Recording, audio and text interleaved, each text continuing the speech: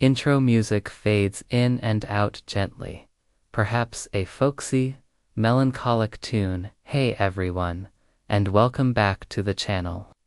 Today, we're stepping away from the usual fast pace of life to uncover a quiet, forgotten chapter of American history. It's a story that isn't found in textbooks, but rather in the whispers of a small town in Maine, where the fog rolls in from the Atlantic and the mornings smell like wet pine. We're going to talk about a simple wooden bridge, known to everyone there as the Old Crossing. Now, this wasn't some grand architectural marvel, nor was it famous. It was just a narrow stretch of wood spanning a slow brown river, built so long ago that no one alive could remember its construction. But for nearly 100 years, this humble bridge did far more than just connect to riverbanks. It connected lives. It wove itself into the very fabric of the community, quietly witnessing generations come and go, triumphs and heartbreaks. The story of the Old Crossing begins way back in 1889. Ashfield, the town it served, was barely more than a cluster of wooden houses, a buzzing sawmill, and a single sturdy church. The bridge was the handiwork of a man named Silas Ward. Silas was a carpenter with quiet eyes, hands rough from years of honest labor. He wasn't a hero of legend, not in any way history books would care to record.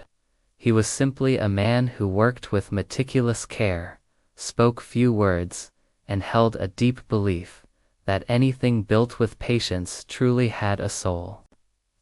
He built that bridge using oak harvested from the local forest, each plank planed smooth by his own hands. Silas worked alone, often humming old, forgotten tunes under his breath. People in town would sometimes grumble, complaining to the town council that he was taking far too long. But Silas, unperturbed, would just offer a gentle smile and say, "If it's meant to last, it can wait."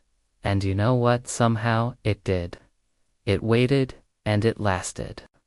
For decades, that bridge stood sentinel over the river. It weathered countless storms, the bitter Maine winters, and the relentless, slow march of time.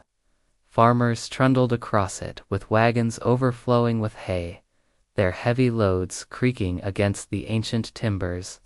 Children, their laughter echoing, skipped across it on their way to school. Soldiers, with serious faces and heavy boots, marched over it during the war years, their footsteps a solemn rhythm, and every single time those planks creaked underfoot, people felt a profound sense of safety. It was as if the bridge itself possessed a living, patient spirit, watching over them all. But as the 20th century progressed, the world began to change. By the 1920s, noisy, fast, and utterly impatient automobiles started making their appearance. They were everything the Old Crossing wasn't. The town council, ever forward-thinking, decided it was time for a new, modern steel bridge. The old wooden one, they declared, was too slow for modern life. However, the townspeople weren't so quick to agree. There was something undeniably sacred about the Old Crossing. It wasn't just wood and nails. It was a living monument to their shared history.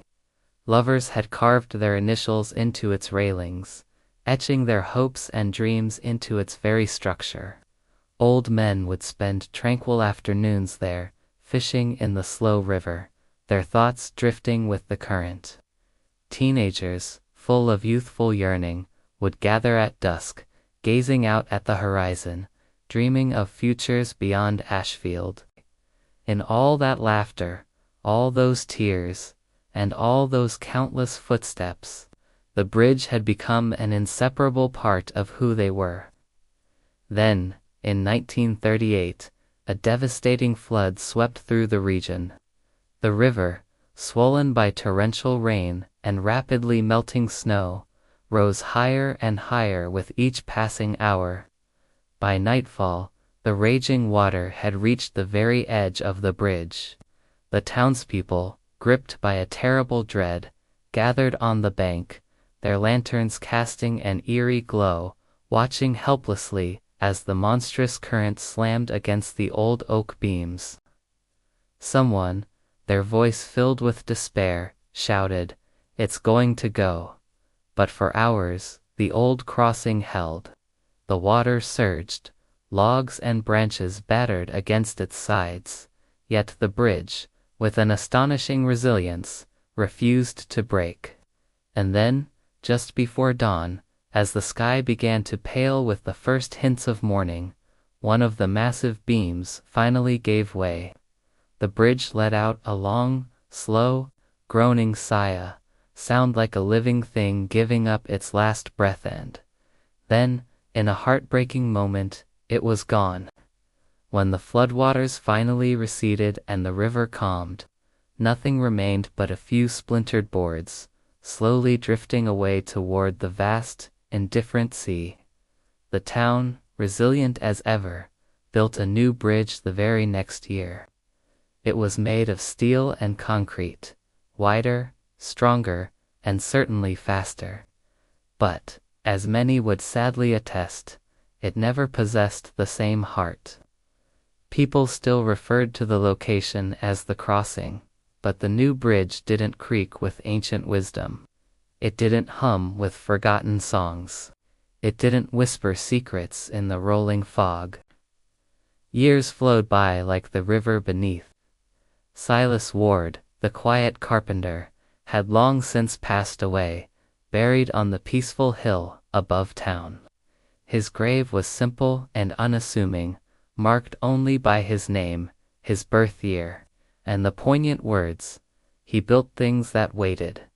Some nights when the river was utterly still and the fog lay heavy, and low people swore they could faintly hear the sound of wooden boards creaking somewhere beneath the new bridge, as if the old ones still lingered forever waiting for familiar footsteps. Old fishermen, wise with years spent by the water, would shake their heads knowingly. "It's not just imagination," they'd insist. "That bridge had a soul, and souls don't wash away." By the 1960s, Ashfield itself had changed considerably. The sawmill, once the heartbeat of the town, closed its doors. The old church bell cracked, its clear chime replaced by a muffled thud. Many families, seeking opportunities elsewhere, moved away. But those who remained, those deeply rooted in Ashfield's soil, diligently told their children the story of the old crossing, how it had stood steadfast through everything. Right until its very last moment. It grew beyond being just a story. It became a profound lesson. They'd say the bridge wasn't merely constructed of wood. It was built from patience, from the slow unfolding of time, and from an abundance of care. It taught them that perhaps the things we craft with our own hands can outlive us in quieter, more profound ways, not necessarily in fame or in the pages of history books, but in the cherished memories of those who continue to traverse the paths we once laid. In 1989, on what would have been the bridge's 100th anniversary, the town decided to honor its memory. They placed a simple, unassuming plaque near the riverbank.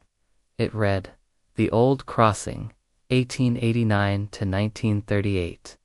Built by Silas Ward, lost to the flood, but not forgotten." That night, a few of the oldest residents stood there in respectful silence.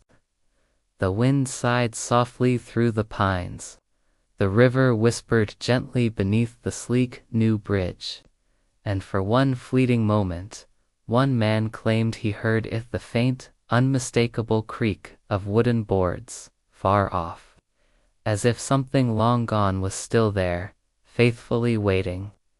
Today, if you ever drive through Ashfield, Maine, you might not even notice that particular spot.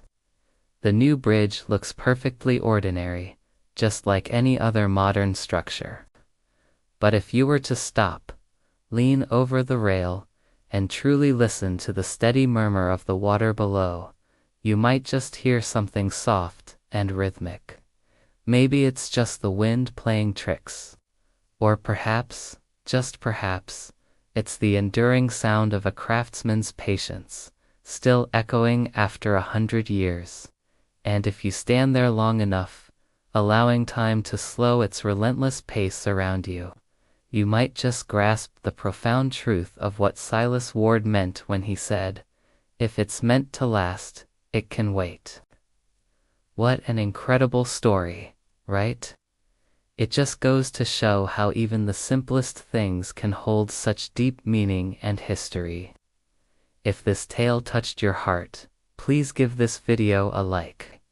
And do you forget to subscribe to the channel for more stories that remind us of the quiet wonders of our world. Thank you for watching, and I'll catch you in the next one.